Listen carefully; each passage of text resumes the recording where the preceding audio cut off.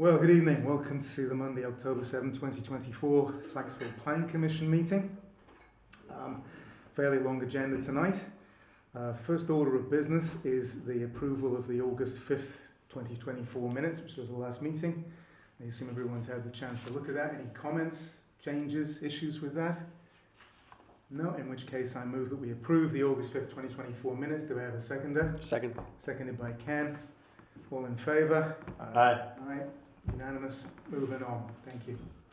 So we have a county update. I know Claire is here, but it's a very short county update. I know it was sent out to us, and I assume everybody's had the chance to look at that. Is there anything that anyone wants to discuss or bring up about it?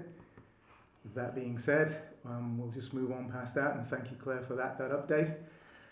Into our business agenda, and the first order item of business is the site plan review for 7540 Main Street, the locomotive expansion. And Kevin, if you just want to fill us in a little bit to start about that.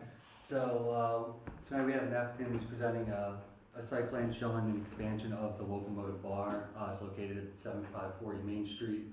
And they're expanding into an existing space at the rear of the building. There's going to be no exterior modifications as part of this request, meaning that the building footprint and exterior site layout are going to remain the same. The reason that this is coming to Planning Commission this evening is because all principal permitted uses in the business local zone where a building permit is required also requires site plan review by the Planning Commission per town code.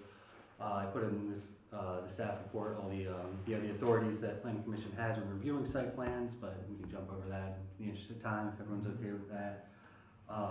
So the site plan shows the conversion of an unoccupied apartment into a new lounge space, along with a seating area and storage area for the existing locomotive business. The process will involve the demolition of some non-load bearing walls and the addition of some new interior walls, doors, and finishes. This new space again is within the same building footprint and it can be accessed from the locomotive without the need for any modification to the existing bar space. The applicants will also comply with all code requirements as set forth by Carroll County inspectors and site plan examiners. So a quick analysis, the proposed use of this space is allowable as a principal permitted use in the business local zone. This use and square footage of the new lounge space would require the applicant to provide 3 additional parking spaces. But as we know, Planning Commission may offer a waiver for the reduction of these requirements per town code, chapter 180-88A4. It states that the Commission may, upon application in the business, local, and PEC districts only, authorize modification, reduction, or waiver should the Commission find that adequate parking is existing or planned in the applicable BL or PEC district.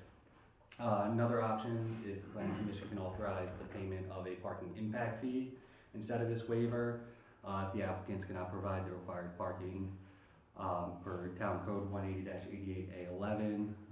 This states the Planning and Zoning Commission may permit the fulfillment of all or part of the parking requirements in the downtown business district to be satisfied through the payment of a parking impact fee in lieu of on-site parking when on-site parking is impractical due to site conditions. In this particular case, staff doesn't feel that the town should collect any additional fees, mostly because the application is for an existing business that's going to be expanding into an existing space.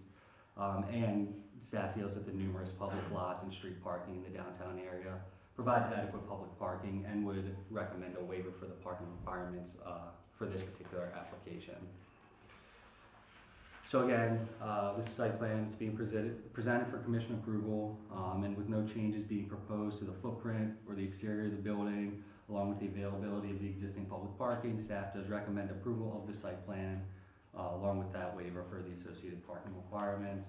And then I included a requested motion or recommended motion in the staff report if the Planning Commission agrees with the assessment. We do have a representative from the locomotive here if you guys have any questions, and then the plans and stuff are up on the televisions as well. Okay. Anybody any questions or comments to anyone who's here tonight for this? As far as I understand, it's all interior. There are no exterior modifications. It's just an expansion of an existing business. I know in terms of the parking impact fee, there's been some considerable discussion, shall we say, of that at the committee that's looking at the town zoning and its value and impact. And from my point of view, I agree with Kevin that this should be a simple waiver and an allowance of this without any further restrictions or fees. Anybody, anything else? Nope. In which case, I move that we approve the proposed site plan for 7540 Main Street and allow for the expansion of the locomotive and waive the requirements to add 3 additional parking spaces. Seconder. I'll second it. Seconded by Brandon. All in favour? Aye. Unanimous. Good to go. All right. Thanks for coming and good luck with it. I hope it's all as simple. Life's good. Life's good. Yeah, I'll be there in a few minutes. So our second business agenda item is the site plan review for 7306 Springfield Avenue. And Kevin, I'm going to turn it over to you again for info and staff report on that. Alright, so again, we have some applicants here. They're presenting a site plan for 7306 Springfield Avenue, otherwise known as the Joy property, showing the proposed layout and associated on and off-site parking for an automobile service garage in the existing building. So the reason that this one is coming before Planning Commission this evening is because it is a conditional use in the business local zone, and all conditional uses approved by the Board of Zoning Appeals are subject to a site plan review by the Planning Commission per town code. And again, I list those the same list of authorities that the Planning Commission has in reviewing site plans. Those in the last staff report. So this particular site plan, it shows 3 parcels. Parcel 1 is zoned business local and shows an automobile service garage in the existing building along with 2 parking spaces. Automobile service garage, again, is a conditional use in the business local zone, and it was approved by the Board of Zoning Appeals during a public hearing on March 27th, 2024.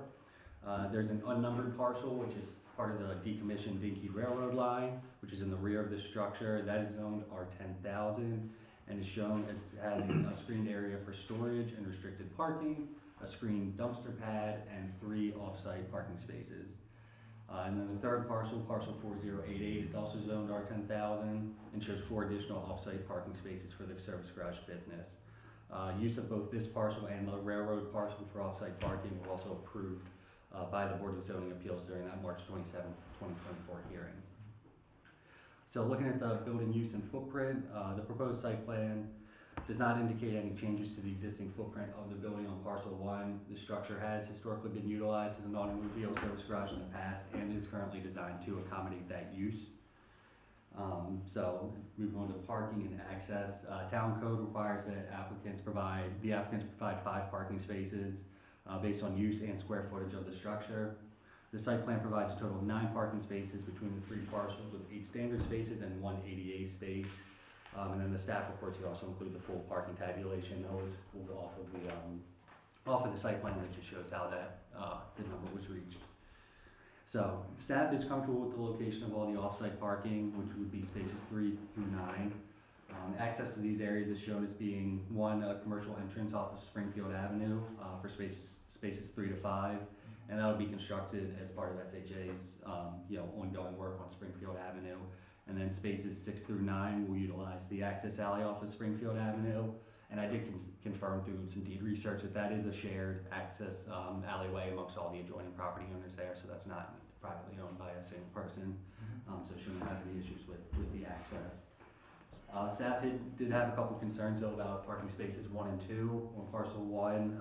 First, notably being that cars parked in those spaces could block some sight lines of motorists exiting Central Avenue, and that is an issue that people have actually brought up to us in the past, that cars parked there can block some sight lines at that intersection. And then obviously the spots are located in front of the garage doors, which could just limit the ability to get vehicles in and out of the garages for repairs. So staff would suggest that the applicants relocate or just remove those 2 parking spaces so that the sight lines can remain clear and access to the garage doors can remain open. They would still meet the minimum required parking spaces if those 2 spots were removed, but they would need to come up with another location for the ADA parking. We felt like the Dinky line parcel would probably be the most appropriate place to relocate the ADA spaces. So where spaces 3 to 5 currently are, maybe we can move it up there. Regarding pedestrian infrastructure, and this has been a big concern in the past for this site. So the site plan does show a new sidewalk installed along the front of parcel 1 along Springfield Avenue. That'll eventually tie into the existing sidewalk on the opposite side of the access alley. And the sidewalk is gonna be completed, it's shown on this site plan here, but it's gonna be completed by SHA as part of their ongoing improvements along Springfield Avenue, so that's not something that we anticipate the applicants doing themselves. SHA has said they would do that, and it even looks like, they're staking and marking that area, so it looks like they, fingers crossed, will actually be starting on Might that do it, yep. relatively soon.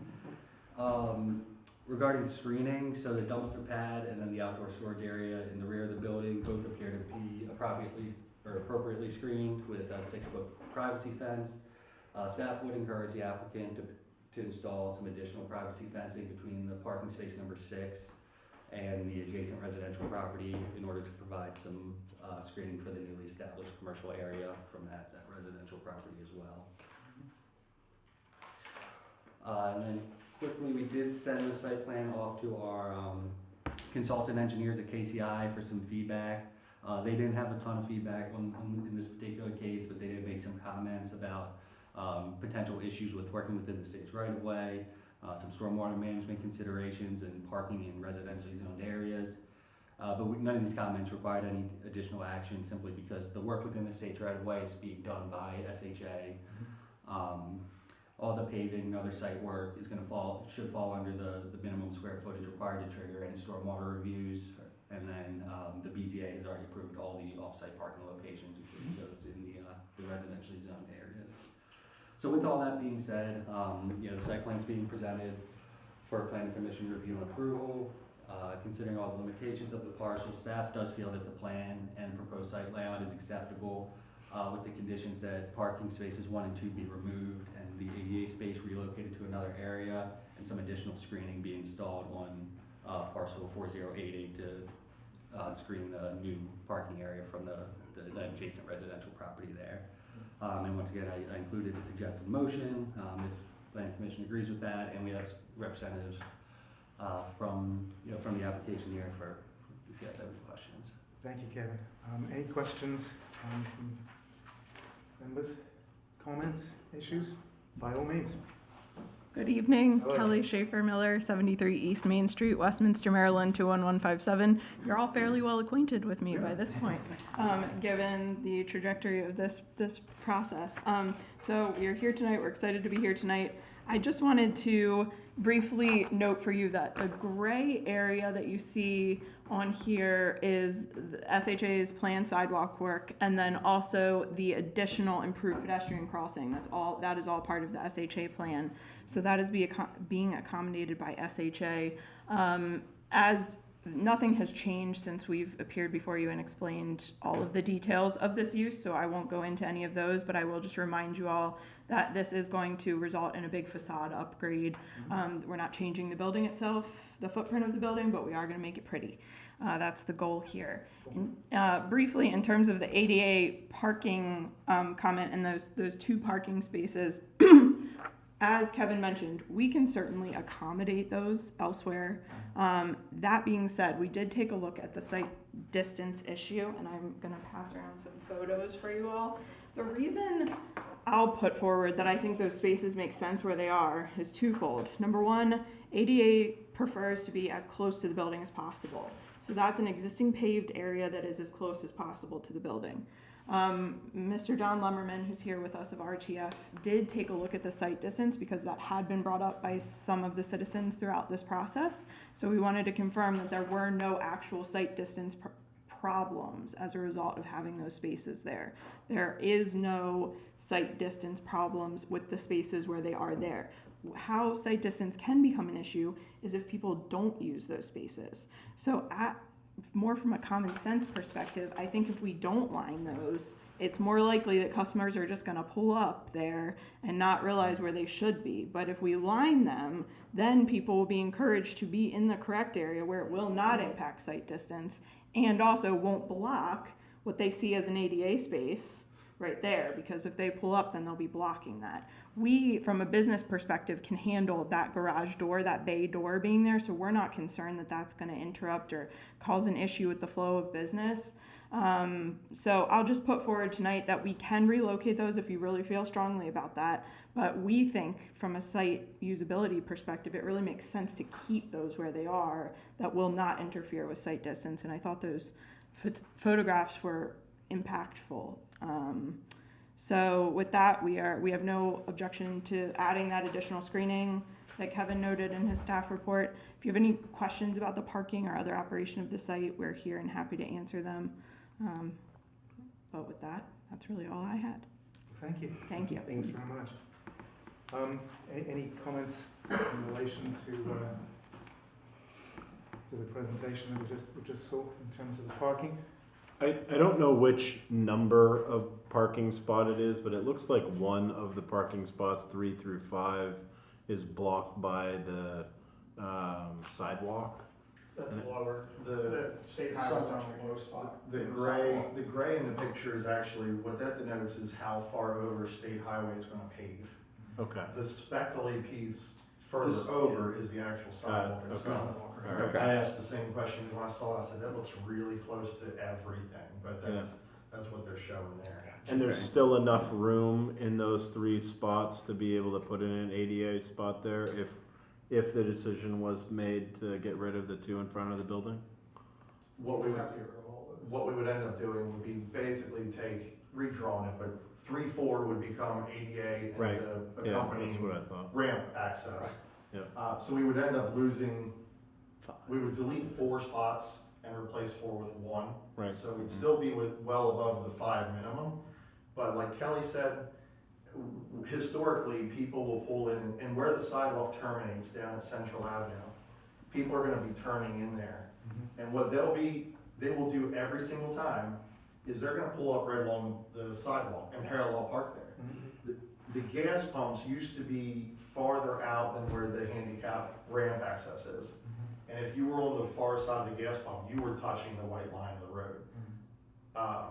And it was set up that way for 30 years, and there was never a hearing about sightline issues.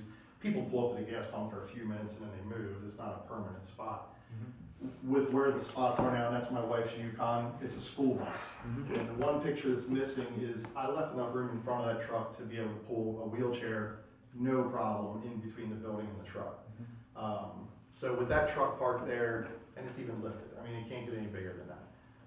I stood out in the middle of Central Avenue, 3 feet, 4 feet from the white line that denotes the stop sign, and you can see for days, no problem.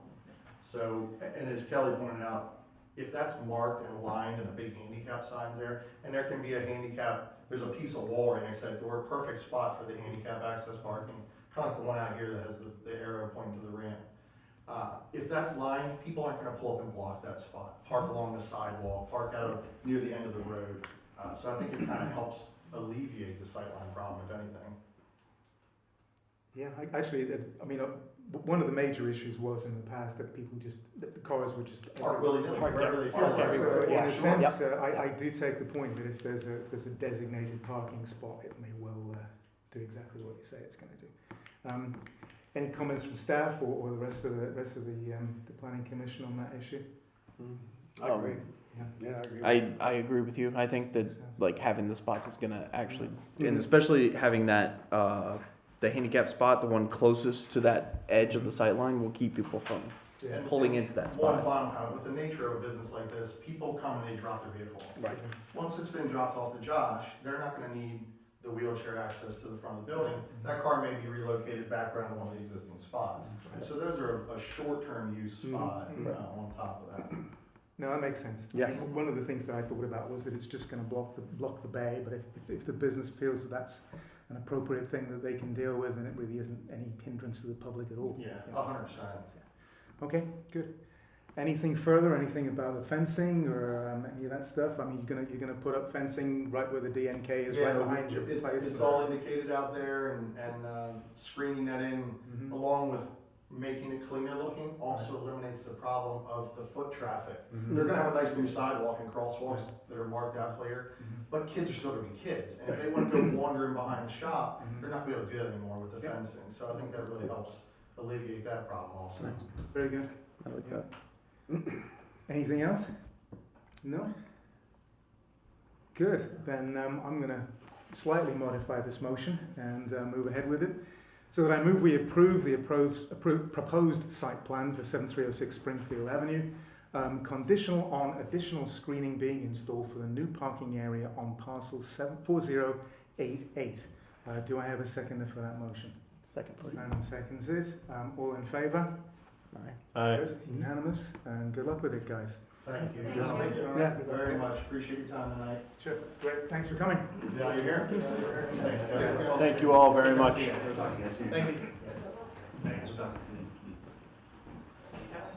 Thank you, good night. So, moving on to the third and final business agenda item, which is the Enclave and Parkside Development Updates. So Kevin, you're first up for that, and then I've no doubt we'll got a few things to hear from. Yeah, so this evening, the developers for the Enclave subdivision that, they've been working on, they've requested an opportunity to come to Planning Commission and provide an update on, both the Enclave project as well as the stormwater management alterations that have been going on at the, Parkside neighborhood as well.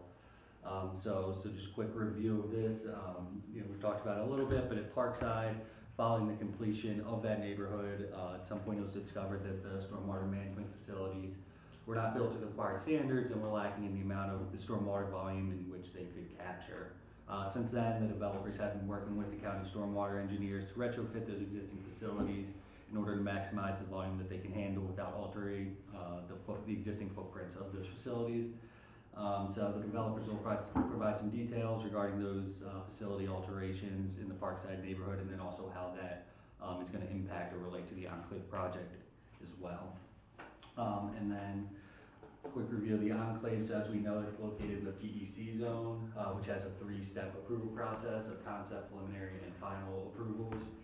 So the Enclave has received concept approval from the Sykesville Planning Commission, and it's working its way through the county review process at this point before it's brought back for preliminary plan approval. So the developers, they wanted to provide an update to the Planning Commission regarding their progress and ensure that the Planning Commission is generally satisfied with the overall design at this stage before they get further down the line with additional engineering. The most recent version of the plan is consistent with all the land use percentages and bulk regulations that were approved during the concept plan stage and appears to address the staff comments made earlier this year. I included those comments as well as the answers that they had to those comments as an attachment to the staff report, which was in the form of a letter. The only thing that staff would ask is, or encourage Planning Commission this evening, is to provide any feedback that you guys have regarding the overall design and layout of the site, including but not limited to the location of the stormwater management facilities, open spaces, dwellings, roads, pedestrian infrastructure, etc. Again, this is more of an update and an opportunity for the Planning Commission to ask questions, so we're not asking any formal action to be taken this evening. So again, we have representatives from the development here, again, to provide their update and then answer questions. Good, okay, moving on. Thank you very much. Jason Van Kirk, Elm Street Development. Welcome. Thank you. Again, thanks Kevin for the introduction here. And it's been a while since we've been in front of you for Enclave at Parkside, so we certainly wanted to kind of present to you where we, how the layout is basically the same as what we looked at before, and that the stormwater process is a very long one in Carroll County, and that's why it's been so long for us to get to this point. I'm going to jump back though, and I'm going to start with Parkside at Warfield. And so Parkside at Warfield, as you guys know, we have a stormwater management deficit. We are at a deficit of about 2,000 cubic feet of on a site that is managing 55,000 square feet or cubic feet, and so we're talking about a 4% deficit. How this occurred? This occurred because there was a mistake on the plan view of the plans that were approved. The plan view had slopes going into the facilities that were much more steep than what the design of the facility allows you to have. We recognized this when we were building the facility by the playground, and we were trying to tie in the playground with the slopes that were needed into the what I call those are stormwater management 6A and 6B.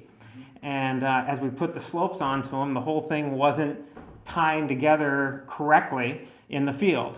And so we got MRA involved to go ahead and do as-built of that facility then. We normally wait until we've converted and done all of our surface paving and all those things to go out and do the site as built. But we decided to go ahead and do it there. And that's when we realized that the plan view and the engineers that were part of that, that plan review are no longer working on this project.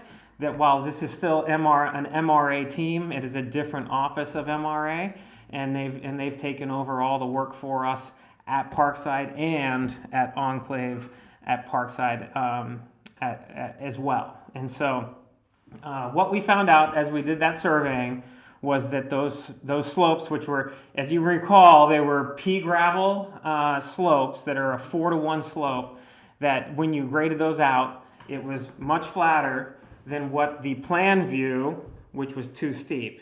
And so the difference between the steep and the more gradual slope reduced the volume in the facility. And so we said, hold on here. We have a problem with 6A, 6B, but what we're talking about is a problem we could have in every single one of these. And so we immediately went and did an as-built on all of the facilities that we'd converted to that point. And we realized that we were at a deficit of stormwater, and we had these pea gravel slopes that were kind of sloughing off whenever the maintenance people would go down into them, or kids, or kick a ball down into them. You step on that gravel, and the gravel kind of gets pushed around. It's kind of a maintenance nightmare. And so we put together our as-built information, and we called up Carroll County Stormwater Management, Martin Covington and Chaz Wazaleski, and we went in and we laid out to them what we're presented with. We have a problem here. The slopes weren't correctly identified on the plan view where the stormwater management was calculated off of. We don't love these pea gravel slopes, and we got to figure out what to do here. Martin immediately was, we don't like the pea gravel slopes anyway. We regret it. We regret having to approve those. I wish I had seen that and really thought about it, because I don't like them. He even went so much as to say that he questioned Maryland Department of Environment as to why they were in the state manual, and he claimed Maryland Department of Environment really didn't want them in their manual either. And so we all agreed that the better slope was not the 4-to-1 pea gravel slope, but a 3-to-1 grass slope, and that was the safest, the easiest to maintain, and so and looked the best, going forward through the job. And so we agreed, okay, we will convert our gravel slopes that nobody likes to 3-to-1 slopes, and we'll redo all our calculations and see where we are on that deficit. And so we did that calculations. We came down to basically 2,000 cubic feet that I spoke to you guys earlier here in the conversation. And then we were thinking, okay, what do we do to find that 2,000 cubic feet of storage? And Martin's wanting, how can we adjust this, adjust that? And I was like, guys, we have pretty much 100% homeowners in this community. I don't feel right changing the size of a bioretention outside, beside, in front of, whatever, somebody's community from what they bought, from the plan that they bought off of, from the plat that they bought off of. And Martin didn't disagree. And so, he and Chad thought about it for a little while, what we presented to him, and they're the ones that came up with the idea. They said, well, you guys are processing a plan right next door, draining to the same areas, draining to the same waterways. What if we take that 2,000 cubic feet and we account for it over on Enclave? You guys have plenty of space to deal with it there, and we're still in the design phase of concept stormwater management. And we said, okay, we'll do that. We're happy to do that. I think it's the right thing to do. It keeps the community as close to the way that it was approved, and it also ends up treating all the water that we're supposed to be treating in this area. And so where we stand with that now is that Chad has been the reviewer on this for us, Chad and Martin, but Chad gave us the most recent approval letter on our, what we're calling a concept stormwater management plan for Parkside at Warfield. He gave us that approval, I guess, 2 weeks ago. And in his email approval, he gave us a list of 6 or 7 bullet point items that he wanted to see additional data on, and that if we turn that back into him, which we did on Friday electronically and on Monday in hard copy, and he'll review. He said that if we hit those 6 or 7 points that he wanted us to hit, then he'll give us a preliminary and a final stormwater approval for Parkside. And that the additional approval will be when we go to the true as-built stage, which we do on every project. That's a standard process where we go out and field survey everything, and we rerun the calculations, and we make sure that we have the volume that our approved plan says that we're going to have. And so I'm anticipating in a couple of weeks, he'll give us that final plan approval on stormwater management, and then we will need to come back in front of you, what I hope to be next month, to show you the wall that we created between the playground facility and the stormwater facility. And this came about because, one, they weren't tying together. Two, it seemed there's been some concern about the safety of how close that stormwater drop-off is to where kids are playing in the playground. I recognize that. I see, okay, I don't disagree with that. And so we're building a kind of a poured-in-place wall where we'd have a knee wall where it would provide more seating around the playground area as well, but it would provide that barrier going down into the bioretentions 6A and 6B. And in order to get a permit to do that work, we do need to come back in front of you guys and show you that final plan approval from stormwater and get your approval to move forward with making that adjustment to the playground area and the 6A, 6B stormwater area. All the other areas of Parkside at Warfield have been converted to show the 3-to-1 grass slopes and all the facilities that are essentially the exact same footprint, just that slightly smaller volume because that slope is 3-to-1 instead of something more aggressive. And so we expect to get that and be able to be out here in front. Then we will do that work, and then we'll do the as-built and get the as-built approval, which really is the last step in the bond release process, at least for the public improvement side, and such that we can move forward with that. Once we have, and with that as-built approval, we'll be able to give an exact calculation of what that deficit is. Our estimate is 2,000 cubic feet, as I've said, and we have more than excess of that over at Enclave right now. But that will be defined at that as-built stage, and then at the final plan approval of Enclave at Parkside, that amount that's on that as-built will be accounted for in the stormwater design that we have at Enclave at Parkside. So I might just want to pause for a moment before I jump into the Enclave side of things to answer any questions that you might have on the Parkside at Warfield and kind of what I've gone through to explain kind of where we are today, what kind of happened to get us to the point where we needed to do the redesigning and kind of where we stand. So I'll stop talking and I'm happy to take questions. Questions? Good.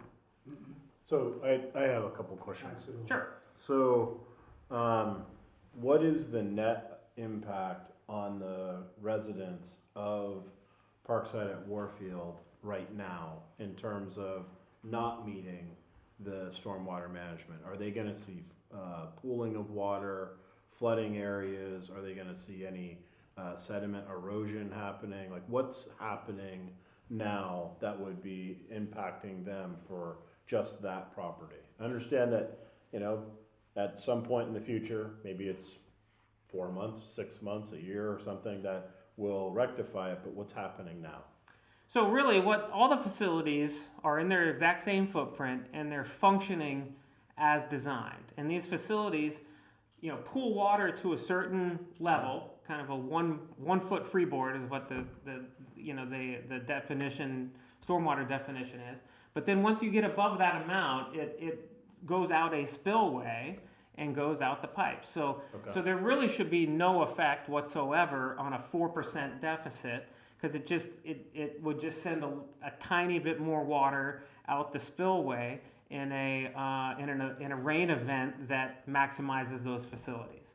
And then that spillway just goes right down pretty darn close to where the stream is, and we have that channel well stabilized and it has been working properly. So there's really not any difference. This is a much more of a conceptual control of stormwater for the area, for getting more infiltration. And that 4% more infiltration in facilities is really what the difference is. So what exactly I mean, I know there was work done over there. And there was a bulldozer and a digger Sure. working over quite a considerable time. What exactly did you do before the town knew anything about it? We had talked to the stormwater review, Martin and Chad over there. I mean, ongoing with a lot of that work is conversion of facilities from traps to the constructed bioretention per the approved plan. And so we've had construction work going on out there while buildings have been going up, and when we finish an area and all buildings are done, we would do the conversion of those facilities and so on.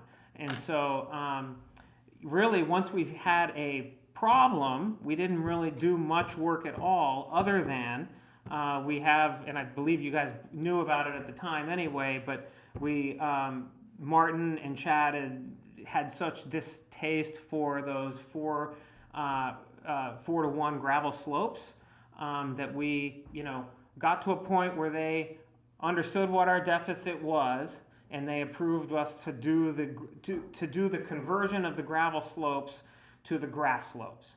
And we had really wanted to hit that at a time of year that we could get the grass grown, and I think we did that pretty well, and it's popped really well, and it's looking good. And so that was the one aspect of the plans that we actioned upon, because one, they were some areas were too steep, some places were too shallow and looked bad and different things, and we wanted to kind of do them in a uniform way and get the grass growing in a uniform way. Okay. So as I understand it, you, having done all this work, you are still the 2,000 cubic. Correct. You're Yes. still short on the existing property as it exists now. That's correct. And the plan is, with the county and all relevant agencies, to essentially treat the new property and the old property, the older property, the existing built property, as one construction in terms of the amount of runoff that is calculated at the end of everything. That's Yes. when you'll make it up. Yes, they are. That's correct. We're going to make it up on the enclave side, and it all flows in the same direction, flow into the same waterway. And so from a drainage area standpoint, Martin and Chad felt very comfortable with that and how they can support that. If MDE comes in and asks how they approve this and why and this and that, they had a defensible approach, engineering-wise, to explain to them. Okay. So then, going back, a couple of issues that were raised before is the communication piece with the town. And Phil mentioned it before. How do we make sure that doesn't happen again, where we work through the appropriate permitting? So that's one piece. And then the second piece is how do we make sure that the error doesn't happen again? Sure. And so I know that you brought on different team members and you were eloquent in not associating blame with anyone. I did notice that. And I'm not necessarily looking for us to associate blame wherever there was the miss. But how do we make sure that we're not off by 4% again, Sure. or 6% Sure. or whatever? That would be helpful to understand. Sure. And to your first question, when we started this process with Chad and Martin and analyzing this, we were defining it as part of the as-built process. Okay. And that's a very standard thing that happens as we go through and do as-builts and we find small problems. We adjust those things that we need to and figure out the right answers with generally the review, the approval of the staff who's reviewing those things. And so that's really So it kind could of... get missed is sort of the, like, if there was a permit that was needed to do additional work. We But were after- operating under our grading permit Okay. and under our NOI permit, Yeah. the state level permit, as we would during any as-built construction phase of a job. So we weren't kind of out there willy-nilly doing something that, in my opinion, that we didn't have the right to do. It was really part of that as-built process that we have with every project. Once it showed itself to be, okay, this is a little bit more than just the standard as-built process, that's where the county then took a step back and said, all right, we're going to do this as a preliminary stormwater approval, or sorry, a concept stormwater management approval, preliminary final, and then we'll go do the as-built phase. Okay. And so we took that step back, and that was essentially when a similar time frame as you guys were aware of what was going on, and then we've been in that process since, It's having helpful just context. received that concept plan approval here in the last couple of weeks. Thank you. It explains the timeline. I'll also chime in and say that the way that we found out about this wasn't through, I guess, a formal notification from any one party, but I have been in contact, with Elm Street, with the county, to make sure that, moving forward, anytime we get to a process where an approved plan in the town of Sykesville is changing in any way, we are notified before any sort of actual on-the-ground work begins to take place. So we, I've talked to the stormwater folks over there, I've talked to the grading folks over at the county, just to make sure, moving forward, anytime there, hopefully we don't have another situation like this, but, if we do, we are formally notified, like I said, before we get to a point where we're finding out via a building permit being submitted that's, changing a facility or an approved plan, so. And then to address the second part of your question, how this doesn't happen again, I think that, for those that were here during the Parkside Warfield approval, there was a lot of pressure to get that approved in a timely manner. Yeah. And all of that, and as a result, that there was a mistake on the engineering plans for the people that are no longer here, and the reviewers didn't catch it, and nor did I, as the client, reviewing the plans, did I catch it either. Yeah. And so, from that standpoint, I think that all parties have a different level of detail in terms of how we're looking at things. And that includes Martin and Chad, because they don't like the fact that they missed the calculation, Sure. just as much as, if not more than, or just as much as we are upset that we missed it on our end as well. Sure. And so, no, I can't guarantee anything, but I can guarantee that we're going to go through this process, and that all parties are looking at this really hard. Yeah. And all we want to do is build out there what the requirements require us to do, and to have that built and have a little bit of excess to be able to work with. So that's maybe a That's separate. another piece. So that's another point I want to make here to answer your question, Jeremiah. Was that on the enclave at Parkside approval, we have had concept stormwater approval. We're handling. We need, 22,000 cubic feet of storage over there, and we have 27,000 square feet of storage designed. Okay. So we have 5,000 cubic feet excess, 2,000 of which is allocated for the enclave, plus or minus, but then also during preliminary and final plan approval, if we lose any potential volume, we have the capacity, we believe, to take care of that, and it will be excess when we go to the as-built stage, Right. to allow us some cushion there on the construction basis too. Thank you. Thanks. Very good. Okay. So you have concept plan approval. I know Kevin sent out the copies of the letters and the responses from town staff, and everybody's had a chance to see those. Mm-hmm. Is there anything anybody wants to ask or comment on any of that process at this point? No? Good. So at this point, I think you're pretty good to go in terms of what it is that you want to do. Okay. Thanks for explaining everything. It's clearer now what happened Okay. and how it happened, and it's a mistake, and it just happens Sure.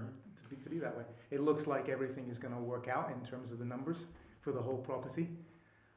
Yes. At this point, I guess what we can do is say, Good luck. I'd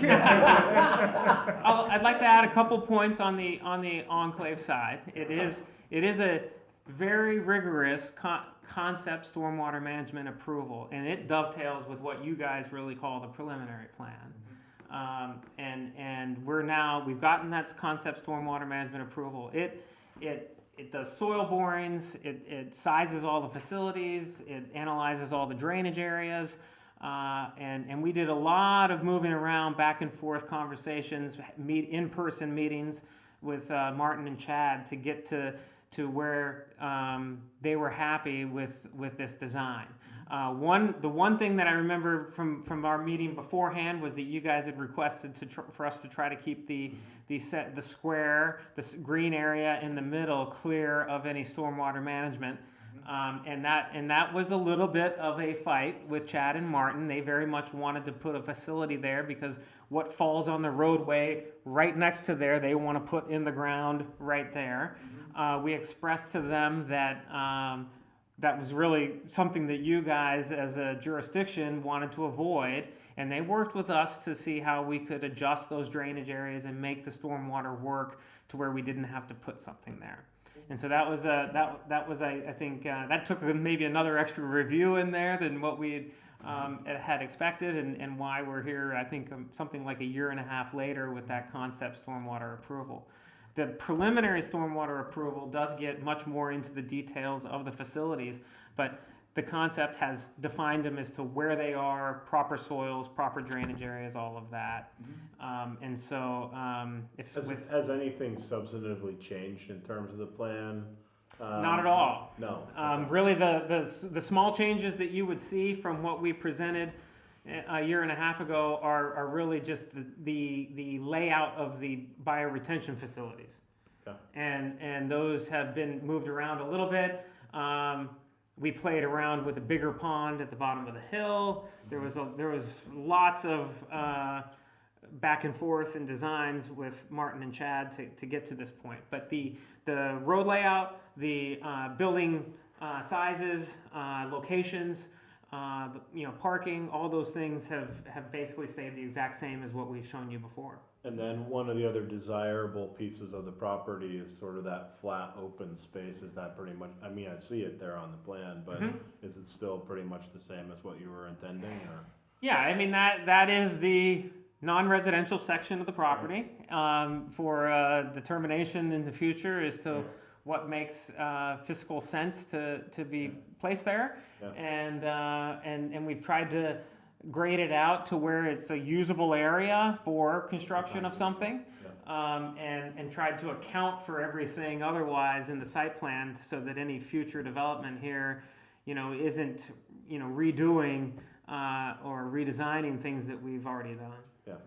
Jason, real quickly, there's also the park. There's the non-residential portion, and then there's that park that comes down, which has not changed. Correct. So we're still proposing, that we have a sidewalk connection there down to the park. Right there. Again, we'd love to make that full connection, although we only have the rights to our property line. But when the time comes for final plan approval, we're hoping we're going to be able to work an agreement to be able to make a full connection, to the Carrie Dorsey Park. And I think for clarity's sake too, and please correct me if I'm wrong, I think what Jeremiah and Sean may have been referring to is like the open space parcel. Joe, if you go up a little bit to the left. So I think that's designated to stay open space, for indefinitely. No, I think It's not that one, it's the one That more one. to the right. Yeah, right in the middle. Well, it's right in the middle, but then also that piece there is open space, but not as far left as you were saying, so. Right, but I think that's designated to remain. This is open space. non-residential, this is park, Yeah, this yeah. is non-residential. So, just wanted to make sure. So really, from the concept plan that had the colors on it, all the colors are still in the same areas that we brought to you then and that you approved at that time. Okay. Thank you.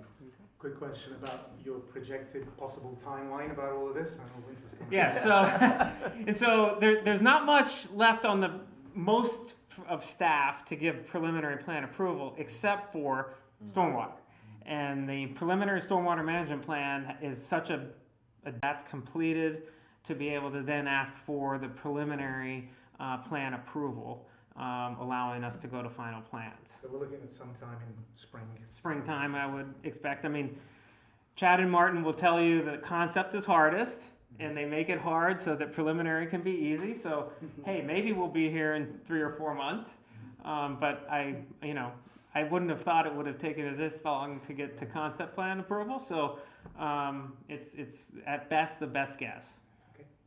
And then in that next phase of the process, and this is just me asking a question because I don't know, that's where you're going to take into account making sure that none of whatever happens during construction on this property impacts the folks that are residents in the property below, correct? That's correct. So the construction sequence of construction, erosion sediment control, and all that gets addressed at the preliminary phase. That's where we end up working with the Soil Conservation District because they're really the reviewer of erosion sediment control and sequence of construction stuff. So that will be part of this preliminary phase plan that you'll be able to see when we come back in. Thank you. Good. Great. Anything else? I think. Guys, Sean? I just was gonna ask, I mean, one of the reasons why we're here is to get your concurrence, not approval, but concurrence with the plan as it's presented, because there's a lot of engineering that needs to happen, and it's kind of like, we wanna make sure that you guys are comfortable with the plan as it's presented, so that we can move forward with something. Yeah, but we're not going to come up to a vote, but based on what the feedback Yeah. from members is, and I think you seem to be good to go in terms of where you need to be right now. Okay. I don't really have any issues with it. It's essentially the same plan with some stormwater modifications. Yep. necessary. That's correct. If that's the case, then I look forward to the preliminary plan, and good luck with the rest of the process. Great. All right. All right. Thank you. Good. Good luck, folks. Thank you very much. All right. Good. Anything else in terms of this particular issue? You good to move on? All right, good. Then we are here for town updates. Yeah, so the only real thing I have regarding town updates is just want to give a quick update, I guess, on the ongoing zoning code rewrite. Thank you. So we Thanks, Shelman. You're welcome. See you guys. Thank you. So as Phil knows, and some of you know, we went through a bunch of meetings with our, I guess, advisory committee, our resident advisory committee. We're giving that committee a break now. Now it's going through more of a staff review. Our staff, our consultant, along with our attorney, just sort of reviewing everything that we've done up to this point. We will eventually bring it to Planning Commission. There will be a point where we'll probably have our consultant come give a presentation on what we've done at that point before releasing it to the public for comment. And then you'll have a public comment period. And we're not 100% sure exactly how the process is going to go yet, but at some point it will come to you guys for a referral to council. So it's something that, it's ongoing. I feel like we've made some really good progress so far. We're still a little ways off, but we've certainly made some great progress. Like I said, at this point, just going through some staff review with our consultants and our attorney. So. Can you provide a little bit more detail in reference to what you've actually done? So is there a plan to go through every different zoning criteria, redesign it? And then are you looking at every property that we have within the town to determine is that the appropriate zoning for that property? Can you explain that just a little bit more? So for the zoning map, I'll start there. We basically have a brand new draft zoning map with new zones. So the zoning nomenclature is going to change. In terms of, we have some higher density areas. We're potentially going to lower some of the lot size requirements for certain areas. So a lot of the properties are going to be rezoned. Typically, they'll match what they currently are in terms of density, but just be moved to our new nomenclature. And like I said, the zones are going to have some new, requirements in terms of lot sizes and uses and things of that nature. So the zoning map will change. It'll be different colors, different nomenclature. So we'll have to get used to that. And then the zoning code, so what is now currently Chapter 180 in our code, and then we're also changing the subdivision ordinance as well, but we haven't dug into that quite as much yet. But basically, we're getting a whole new zoning code where we've kept a lot of the same, or some of the same stuff, but it's just, we just feel like it's so outdated that a lot of it's kind of been thrown away, and we're starting fresh with, like I said, a whole new zoning code. We got, pretty pictures and charts for uses and things like that, trying to make it more usable and easier to understand for residents and for planning commissioners and council members. So really it's more or less a whole new refresh to sort of create a zoning code that matches the town that we currently have, as opposed to trying to make our town, wedge our town into I guess a zoning code that's out of date. Thank you. Good. Quick question about the paving and the progress on the paving of various parts of Sykesville. So I will say, and maybe Joe can maybe jump in for the Springfield stuff, but Ted had mentioned earlier, so the town is doing a little bit of paving as well, along with everything else that's going on. So we are working on Village Road, Stout Hill Road, and then we will be doing part of Obrecht Road as well. So you'll see some milling this week mostly, and then probably paving next week on those roads. We anticipate that going hopefully pretty seamlessly. We're using a contractor that we've worked with many times and we trust and are happy with them. As far as Springfield Avenue, I feel like Joe might have a little bit more information on that than I do. Sure. I mean, you'll speak with them more than I do. Yeah, so again, with Springfield Avenue, and we just had a meeting with State Highways not that long ago, actually, I believe it was last week. And they reiterated their goal to have the entire project completed by the end of the calendar year. Now, obviously, that means, usually when you get into December, you can't pave anymore because it does get a little too cold. So again, their goal is to have it paved in November or late November. I'm hoping before Thanksgiving. All of that's kind of buttoned up. But we've not heard that directly from the contractor. That's SHA hoping that is what's going to happen. Okay. But again, our paving project should be done by the end of next week. Yeah, that's it. Then Main Street was relined today, and then if Springfield Avenue can be finished before Thanksgiving, man, we're having a good Christmas. That's for sure. It's gonna be nice and smooth in Sykesville. Santa will be able to come into town. There you go. Yeah. Oh yeah. Ride his sleigh. The neat stuff. All right, good. Well, thanks. Anything else? Any other questions? What or about issues? the anthem, The concert. the fiber connection? Oh, Antietam. Antietam, I'm sorry. Yeah, so they started, 3 weeks ago or so? Yeah, Basically the middle of town. They're slowly kind of branching out to some of the surrounding areas. Again, it's kind of it's one of those messy processes where it's like as the infrastructure is going in, they tear up, people's front yards a little bit. Possibly come in conflict with some of the other utilities that are around, but we're trying to minimize those as much as possible. We've reiterated that they need to be notifying residents, before they really start working there. So obviously, we get the phone. We've been telling people, please call us. Don't try to call Antietam. Call us directly, and then we can reach out to Antietam to make sure that things are being handled correctly. Obviously, if there's any damage or any issue, we ask people to report that as well. Again, to us, so that we can communicate it to the contractors. Are we likely to get into the situation, sorry to interrupt you, where Springfield Avenue is newly paved by the state highway, and then Antietam comes along and digs it up again? And digs it all up. Again. Luckily, I think Springfield Avenue is mostly aerial, but and again, as far as timing goes, I think their schedule was 60 to 90 days to complete the entire town infrastructure. Because again, what they're installing is actually pretty small. And then they're supposed to come back and do any kind of remediation that's necessary. So again, if they dig up anybody's yard or have to bust up a sidewalk or anything like that, they have to come back and fix all of that. So again, hopefully that's again before the end of the year. That should be completed as well. Good, excellent. Do we know if they're going to be going into Parkside as well? There was a plan for them to go into Parkside, but they had not coordinated that with the actual developers of Parkside. And Parkside actually has Verizon fiber already existing there, or at least that's what we've been told. So again, whether or not they can work that out in Carroll County that exists. What's that? So that would be the only place in Carroll County that exists. Well, again, it might be dark. Yeah, right. Yeah. So I know that they have plans to come into our our neighborhood. I Yes. have no idea how they are going to do that. Okay. Your neighborhood being the Raincliffe.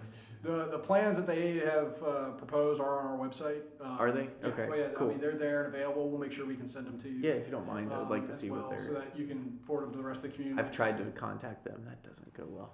That's why we say just Right. reach out to us. That's why I wanted to ask. Yep. Yeah. No, that's. I'm glad you brought it up. Yeah, but like I said, all those plans, and they're actually broken down by, you know, how Antietam kind of broke down the town as far as like where they're going to be working. So wherever Raincliffe is, it should be an easily downloadable and understandable file. Cool. But if anybody has any questions, they can reach out to us too. We can make sure that we can communicate that to the contractors. Okay. Any other issues, questions? Good, and in which case I move that we adjourn. Do I have a seconder? Ted, all in favour? Aye. Great. Just under an hour, that's pretty good going. Yeah. Do that pretty well. Thank you, folks. Thanks for everybody for coming.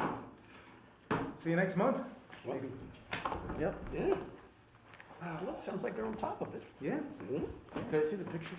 Yeah, well, let's see. You might want to give them to Kevin. Yeah, they're very nice. Color pictures.